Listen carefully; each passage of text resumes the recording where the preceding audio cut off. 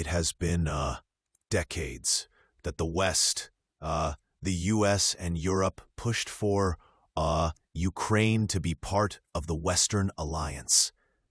And that has meant NATO membership and a European Union membership. And those two distinct clubs have become more and more intertwined over the past 30 years, during which this Ukraine project has been carried out. During this entire period, up until very recently, the United States and Europe were aligned that Ukraine would become part of NATO and that Ukraine would become part of the European Union. This was actually spelled out very clearly by his Zbigniew Brzezinski in 1997 in his book, The Grand Chessboard, and also in his article, A Grand Strategy for Uranium. In simple terms, Sachs is saying this was never accidental. For decades, the West treated Ukraine's move into NATO and the EU as a foregone conclusion. And here's the irony. When you frame a country as a strategic project, not a sovereign nation, you set the stage for conflict. Brzezinski wrote the crisis we're living now is the consequence. And he conjoined the two, EU membership and NATO membership, said this is the westward enlargement, and Russia would have to accept it. Well, Russia did not accept it. Russia objected.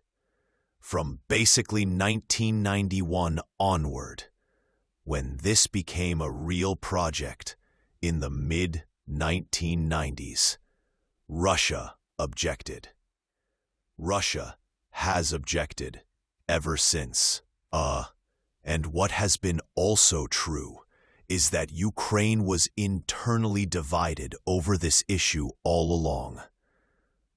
Ukraine itself is a mix of Ukrainian nationalist language ethnicity in the West and Russian ethnic populations in the South and the East, the Donbass. And there have been divides of politics and attitudes towards Western alignment along those lines again since Ukraine's independence back in 1990, 1991. And in simple terms, Sachs is highlighting a truth the West keeps glossing over. Russia's objections weren't sudden. They were consistent for 30 years. And Ukraine wasn't a unified bloc marching westward. It was a divided nation with competing identities and histories. Now, here's the revealing part. When you push a fractured country into a geopolitical camp, it's not collectively aligned with you. You don't get stability. You get crisis. So, this issue has divided Ukraine internally. And, it was because of war between NATO and Russia, already going back, now 30 years. What has changed, recently, is Trump's view. And this is a part of the U.S. security state view, because the U.S. itself is divided inside the security state. But the view that, this was a gambit that didn't work. Brzezinski promised back in 1997 it would be costless and painless. Russia wouldn't have any ability to resist the Biden team, which led the actual war, since Russia's escalation in February 2022 thought that Russia would collapse quickly, either on the battlefield or economically or politically. What Trump has understood, and some of those around him. It's that this 30-year gambit failed because Russia had said repeatedly this was of existential significance for Russia. In simple terms, Sachs is saying the truth. Nobody in Washington wants to admit this conflict didn't begin in 2022. It's the outcome of a 30-year gamble that never worked. The West kept assuming Russia would fold, even after Moscow kept saying this was existential. And now here's the revealing part. The strategy failed, not because Russia changed, but because the West misread reality from the beginning. This was a core national security issue, and Russia would not relent in preventing NATO enlargement. So this brings us till today. The realistic view of the Trump group right now is that a gambit that was supposed to be low cost, big win, failed. It failed over the last, basically, 30 years. But specifically, over the last 11 years, because the U.S. installed a pro-NATO regime in Ukraine in February 2014, and it was supposed to walk in the park. After that, that NATO would just enlarge, and Russia would back down. So the U.S. is now saying, enough is enough. We have other things to do. We have other interests in the world. We're not in want of further escalation. Our stockpiles are pretty bare after all these years of war. In simple terms, Sachs is saying the quiet part out loud. The entire strategy hinged on the belief that Russia would simply accept NATO at its doorstep. It didn't, and now the so-called low-cost, big win has become a decades-long drain. The revealing part is this. Washington isn't shifting course out of humility, but exhaustion. Stockpiles are low, priorities are elsewhere, and the gamble has clearly failed. And the wars in the Middle East, and the risks of war in East Asia, it's time to recognize that this was indeed existential for Russia. It was a wannabe for the West. It was a game, I would say, for the United States. That was supposed to be an easy game. Didn't work. So, the Trump group wants to end it, cut the losses. The European leadership needs to continue. The Ukrainian regime, which is a U.S.-installed regime, maybe even more understandably says, no, this war needs to continue. The regime depends completely on the war continuing. In simple terms, Sachs is drawing a sharp contrast for Russia. This was existential for the West. It was a geopolitical experiment, and now that the experiment has failed, Washington wants to cut its losses. But here's the revealing part. Kiev can't afford to. Its political survival is tied to the war itself. So while the U.S. is looking for the exit, Ukraine is trapped in a conflict it can't walk away from. Zelensky has no prospect politically as soon as this war ends. It's been a money-making corruption machine, in addition to all the other issues. The puzzle for many of us is why the Germans, the French, the British, and by that I don't mean public licks. I mean the small leadership group are so insistent on fighting a losing battle which has cost at least 2 million Ukrainian casualties. It's been a disaster. Why they're so interested in continuing that battle? In simple terms, Sachs is pointing out a brutal reality. Once the war ends, Zelensky's political future ends with it. The incentives are completely misaligned. But here's the real puzzle. Why Europe's leadership keeps doubling down on a losing strategy that has devastated Ukraine. And the revealing part is this: it's not about public will anymore. It's about a small elite refusing to admit the scale of the failure. Even as the human cost passes 2 million lives, I would say a couple of things about that.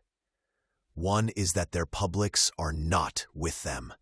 So Merz, Starmer, and Macronin are among the least popular politicians in the whole world. They have no public backing in their own country.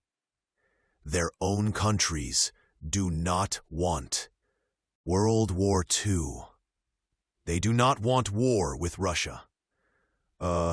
They'd actually like pensions, social security, continued decent living standards.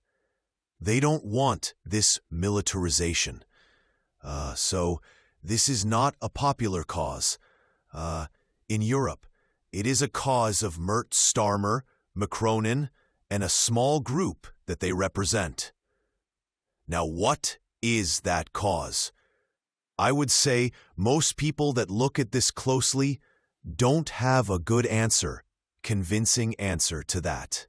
Is it that their own political futures are wrapped up in a failed project, and so they can't admit wrong? Is it that they're pawns of the military-industrial complex, both their own and the United States? Is it when I look at Merz and listen to him, I feel almost like it's a German wanting revenge on Russia for World War II. That may sound a little harsh, but the Merz is vulgar. He's a warmonger. He hasn't said one thing about peace since he became chancellor, and his support in Germany is collapsing. So, in simple terms, Sachs is exposing the disconnect. Europe's leaders are pushing a war their own people don't support. The public wants stability, jobs, pensions, normal life, not another militarized crusade. And here's the revealing part. No one can quite explain why this tiny leadership circle keeps doubling down. Is it ego, industry pressure, historical resentment? Whatever the motive, one thing is clear. These leaders are acting without a mandate, and their legitimacy is collapsing right alongside their approval ratings. I'm hardly alone in saying that. I'm aligned with the vast majority of the German people. Actually, in saying that, so all of this is to say, Glenn, that we're not in a new issue. We're in an issue that's been going on 30 years. During the second Trump term, Trump has repeatedly said, let's stop this war for the reasons I've been saying. Then the Europeans and Zelensky have run in, and Trump has changed his tune, reflecting not only his personal mood swings and high volatility, but also the fact that the U.S. security state is divided. there is the military-industrial complex in the US, which is happy to fight on. They're making lots of money. This is a very profitable war for the military contractors. In simple terms, Sachs is reminding us, this isn't a new crisis. It's a 30-year strategy finally hitting its limits. And here's the revealing part. Even Trump's shifting positions aren't just mood swings.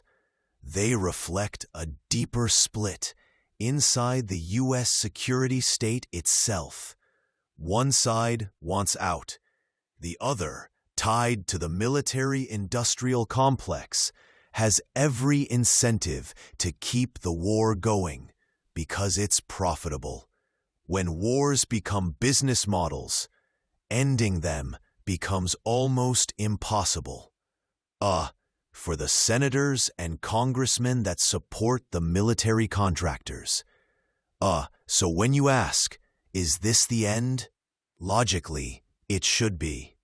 But Trump has backed down each time that he's said to the Russian counterparts, let's end this on the basis of Ukrainian neutrality. And whether he'll back down again is the question. I'm hoping the war will end to save Ukraine from this terrible, mistaken, futile, seemingly perpetual war that has been waged now for well over a decade. And this project that has been waged for 30 years. In simple terms, Sachs is saying the war should be over by now. Every logical path points to ending it. But here's the revealing part. Each time Trump signals neutrality as the solution, he gets pulled back by the same forces in Washington that profit from keeping this conflict alive. And that's the real tragedy.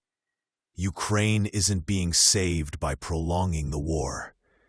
It's being drained by a project that should have ended years ago.